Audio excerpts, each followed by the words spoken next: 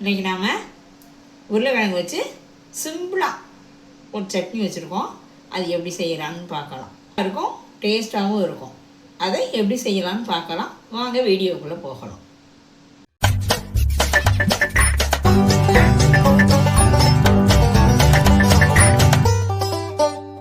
Welcome to Jaishree kitchen. நாம் இன்றைக்கி செய்ய போகிறது உருளைக்கிழங்கு வச்சு ஒரு சட்னி செய்ய போகிறோம். அது எப்படி செய்யலான்னு பார்க்கலாம். வாங்க வீடியோக்குள்ளே போகலாம். அடுப்பை ஆன் பண்ணிக்கலாம்.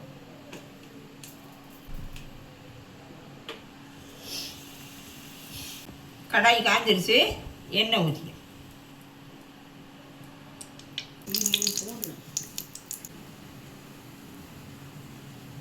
எண்ணெய் காஞ்சிருச்சு, கடுகு போட்டு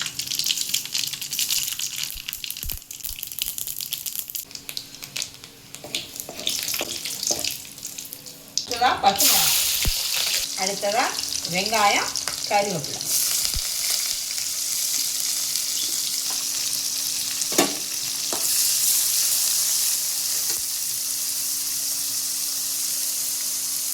ரெண்டு காஞ்ச மிளகாய்,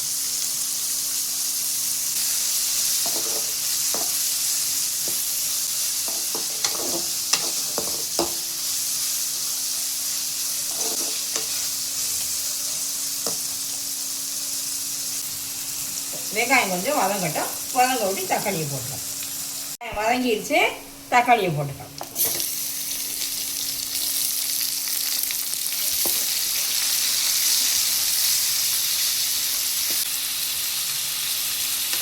தக்காளி வதங்க உப்பு போட்டுக்கலாம்.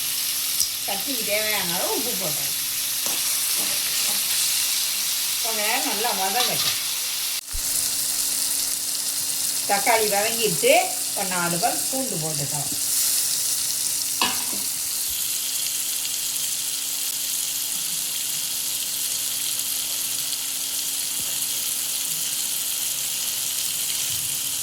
கொஞ்சமாக மஞ்சள்,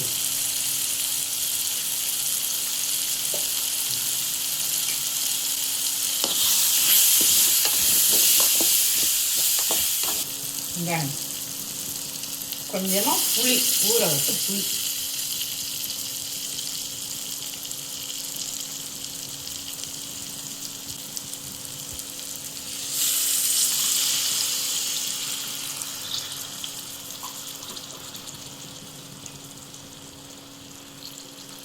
தக்காளி வெங்காயம் வேகிறதுக்கு தேவையான அளவு தண்ணி ஊற்றிடும்.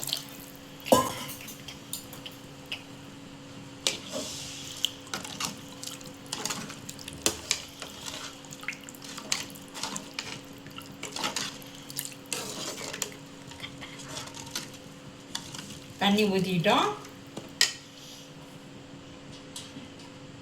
கொஞ்சமாக மல்லித்தழை போட்டுக்கலாம்.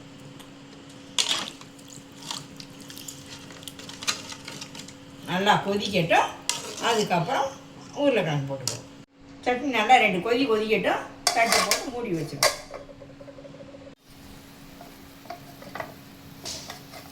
தக்காளி வெங்காயம் நல்லா கொதி வந்துருச்சு. இப்போ நம்ம பெரிய ஒரு உருளைக்கிழங்கு வேக வச்சு எடுத்து வச்சுருக்கோம்.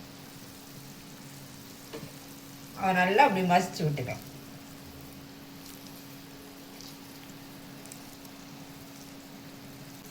இப்போ மசிச்சு வச்ச உருளைக்கிழங்க சட்னி போட்டுருவோம்.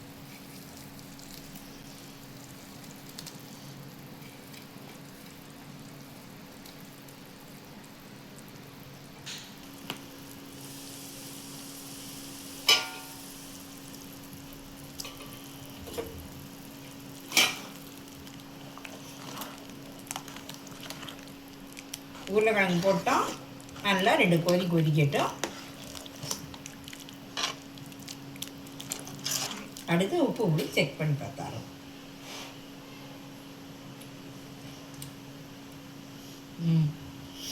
எல்லாம் கரெக்டாக இருக்குது.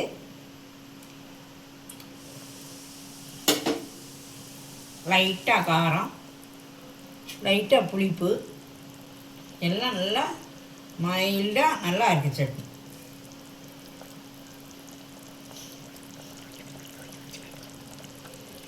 சட்னி நல்லா கொதித்து ரெடி ஆயிடுச்சு. அடுப்பு ஆஃப் பண்ணுவோம்.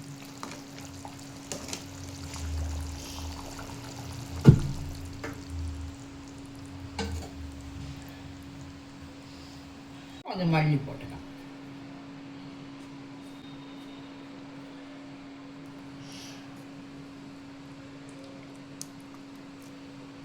நம்ம சேனலில் எல்லா சட்னியும் நல்ல காரசாரமாக தான் செஞ்சுருக்கோம்.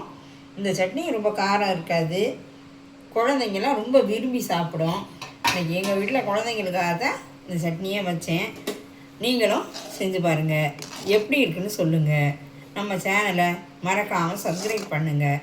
மீண்டும் அடுத்த வீடியோவில் உங்களை சந்திக்கிறேன். தேங்க்யூ.